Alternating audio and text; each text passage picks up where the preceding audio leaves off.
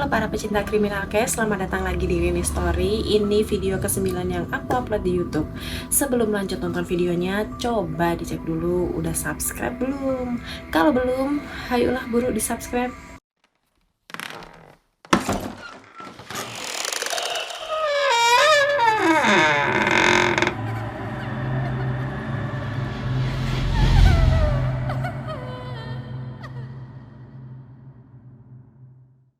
Oke, di video kali ini kayak biasalah aku mau bahas salah satu kasus pembunuhan yang pernah terjadi di Indonesia.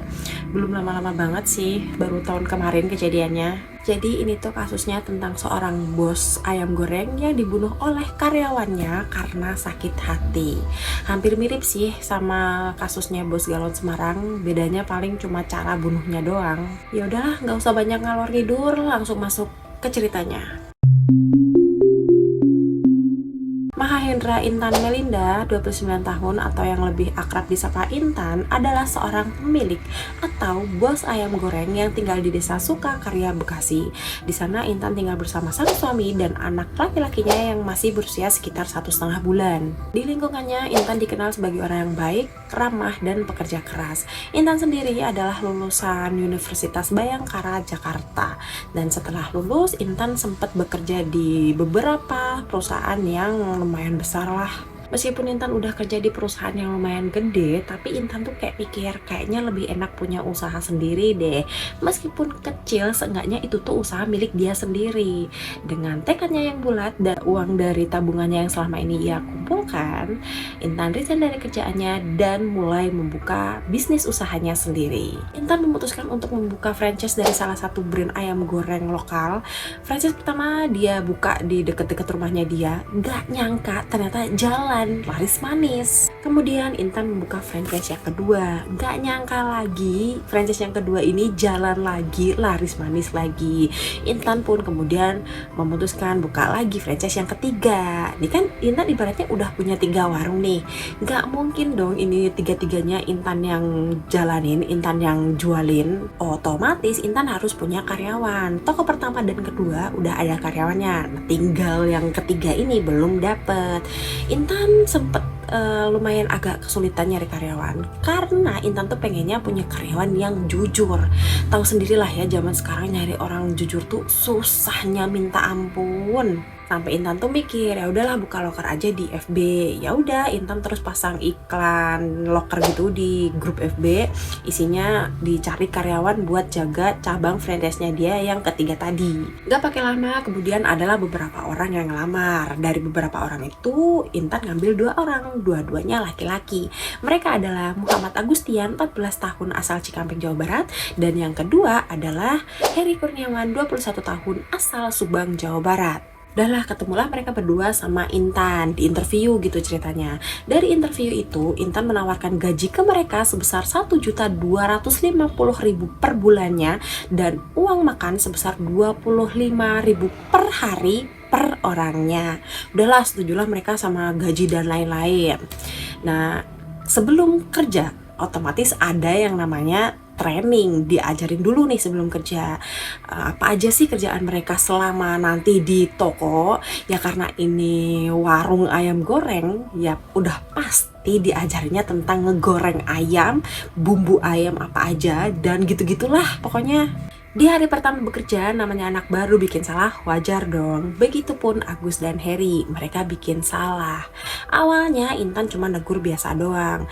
Dilihat-lihat lagi, ternyata mereka berdua bikin salah lagi. Baru hari pertama kerja udah bikin beberapa kesalahan. Di sini Intan mulai marah dan malah bilang ke mereka kalau mereka bikin kesalahan terus bakal potong gaji. Ternyata nih ya, meskipun Intan dikenal sebagai orang yang baik dan ramah di lingkungannya, tapi dalam pekerjaan, apalagi Intan ini adalah seorang bos, Intan tuh dikenal sebagai seorang bos yang tegas, galak, rewel. Hari kedua Agus dan Heri kerja, mereka bikin kesalahan lagi. Intan marah-marah lagi dan ngancem mereka lagi bakal potong gaji mereka.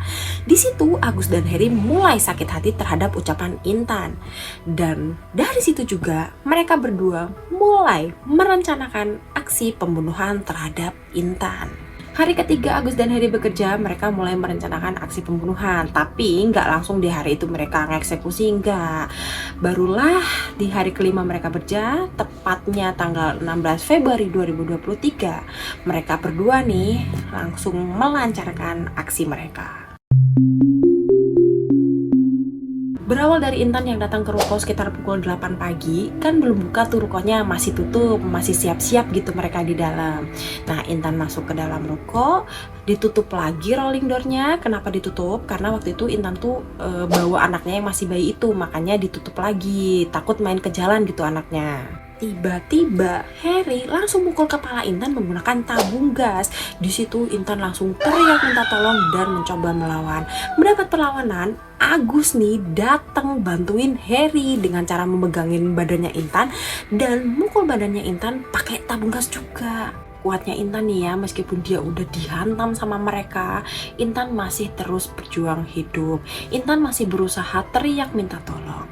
Takut ada orang yang dengar teriakannya Intan, kedua pelaku tadi nih ya masih terus memukuli kepala Intan menggunakan tabung gas sampai total 10 kali. Sampailah di mana Intan tidak sadarkan diri. Iya, Intan tewas dengan keadaan kepala yang hancur dan bersimbah darah. Anaknya Intan yang masih bayi tadi lihat ibunya digituin, ya nangis lah jelas. Beberapa saat kemudian ada nih satu tetangga ruko mereka yang datang gedor-gedor pintu ruko mereka. Tadi kan si Intan sempat teriak minta tolong tuh. Ternyata ada yang denger, ya si tetangga ini yang nyamperin ini. Ditambah lagi saat itu anaknya Intan nangis kencang banget. Si tetangga itu tanya, ada apa nih kok ada suara teriakan? Karena takut ketahuan, Heri jawab, ada ular di dalam ruko. Dengar ada ular, si tetangga itu juga takut. Ya udah, dia nggak jadi masuk dan pergi gitu aja. Udah nih, Intan udah tewas, si tetangga tadi juga udah pergi. Tinggal anaknya Intan doang yang masih nangis-nangis. Karena mereka takut tangisan anaknya Intan ini mengundang banyak orang, mereka pun memutuskan buat bawa anaknya Intan kabur. Sebelum kabur, mereka masih sempat ambil uangnya Intan sebesar Rp950.000, HP-nya Intan, dan KTP-nya Intan. Oh ya, sebelum mereka benar-benar kabur, mereka sempetin dulu buat balik ke kos, ambil barang-barang mereka. Udah selesai, pergilah mereka menuju Terminal Bekasi. Rencananya, mereka mau kabur ke Jogja. Tahu nggak alasannya mereka kabur ke Jogja tuh apa? Mereka kan bawa anaknya si Intan tuh. Nah, mereka mau nitipin anaknya Intan ke saudaranya Heri yang ada di Jogja. Dari sini tuh sebenarnya kelihatan mereka tuh aslinya orang baik nggak sih? Cuma karena ketutup sama sakit hati aja mereka nekat membunuh. Kenapa aku bisa bilang baik? Buktinya anaknya Intan masih dipikirin loh nasibnya gimana. Udahlah, pertama-tama mereka naik bis jurusan Subang. Biar nanti dari Subang ganti bis jurusan Jogja. Ternyata sampai Subang uang buat ongkos mereka kurang, jadi mereka nggak bisa lanjut naik bis lagi. Karena itu ya udahlah, mereka pasrah dulu sambil mikir, sambil jalan entah kemana, yang penting lurus aja dulu. Siangnya Agus dan Heri mampir ke warteg buat makan siang. Ini masih sambil bawa anaknya Intan loh ya. Di situ mereka pesen nasi lauk tempe dibungkus dan susu kotak buat anaknya Intan. Udah selesai, lanjut lagi mereka jalan. Sampai di daerah Ciasem, mereka lihat ada pos ronda yang sudah terbengkalai. Di situ mereka memutuskan buat ninggalin anaknya Intan. Terus Nasbung sama susu kotak tadi ditinggalin di situ buat makan anaknya Intan. Oh ya, selain ninggalin Nasbung, Agus dan Heri juga ninggalin KTP-nya Intan di deket si bayi. Biar apa? Biar nanti kalau ada orang yang nemuin anaknya Intan, mereka bisa langsung ngembaliin anak itu ke alamat yang tertera di KTP-nya Intan. Di sisi lain, mayatnya Intan belum ada yang nemuin. Baru ketahuan pas udah sekitar jam 2 siang, suaminya Intan datang ke ruko. Si suami ini itu khawatir, kok istriku nggak pulang-pulang, apalagi Intan bawa anak mereka ya kan. Pas udah sampai depan ruko, si suami udah deg-degan nih, curiga kok ruko jam segini masih tutup. Pas pintu ruko dibuka, kagetnya bukan main. Gimana gak kaget? Dia mendapati istrinya yang sudah terkapar dengan kepala yang hancur dan bersimbah darah. Tambah kaget lagi, dia tidak menemukan anaknya di situ. Si suami langsung lapor polisi, mayat Intan juga langsung dibawa ke rumah sakit untuk dilakukan otopsi dan anaknya dilaporkan hilang. Sebenarnya dari awal dia nemuin mayatnya Intan, dia tuh udah curiga sama Agus dan Heri. Karena dari awal mereka berdua tuh nggak ada, kayak hilang di telan bumi. Padahal seharusnya mereka berdua masuk kerja hari itu kan. Kalaupun misal bukan mereka berdua pelakunya, harusnya kalau mereka lihat mayatnya Intan, pasti mereka langsung lapor dong. Lah ini nggak ada. Dilihat di kosannya mereka berdua pun barang-barangnya udah nggak ada. Artinya apa? Artinya Agus dan Heri pasti ada kaitannya dengan kematian Intan. Polisi langsung gercep melakukan pencarian terhadap Agus dan Heri sampai pukul 1 malam. Akhirnya mereka menemukan apa yang mereka cari. Ketemu Agus sama Heri. Mereka berdua masih ada di daerah Ciasem Subang, lagi duduk-duduk gitu di pinggir jalan, istirahat cenah. Agus dan Heri pun ditangkap tanpa sedikit pun perlawanan, pasrah aja gitu, kayak seolah-olah mereka tuh udah siap akan hal ini. Tidak lupa polisi menanyakan keberadaan anaknya Intan, yang ternyata anaknya Intan masih ada di pos ronda yang tadi, yang terbengkalai tadi, dengan susu kotak dan nasi bungkus yang masih utuh. Dan jarak antara pos ronda sama tempat Heri dan Agus ditangkap sekitar 150 meter doang, deket banget. Alhamdulillahnya waktu ditemuin anaknya Intan gak ada luka sedikit pun, dia cuma lemes doang ya karena gak makan seharian. Ini anak 1,5 tahun loh, dikasih bekal nasbung, gak mungkin dia kepikiran buat oh ini nasi buat aku makan deh, gak mungkin lah. Para pelaku udah ditangkap, anaknya Intan juga udah ketemu, udah baliklah mereka ke Bekasi. Sampai di sana Agus dan Heri langsung diperiksa, diinterogasi, tanpa babi bu mereka langsung mengatakan apa motif mereka membunuh Intan. Ya karena sakit hati. Mereka sakit hati atas perkataannya Intan. Waktu mereka kerja, Intan kan marah-marah kan mereka bikin salah. Terus Intan juga ngancem bakal motong gaji mereka. Nah itu, karena itu sakit hatilah mereka. Karena sudah teridentifikasi pembunuhan itu berencana, maka di persidangan Heri langsung dijatuhi hukuman 20 tahun penjara. Tapi bisa aja vonisnya naik jadi hukuman penjara seumur hidup atau hukuman mati. Sedangkan Agus karena dia masih di bawah umur,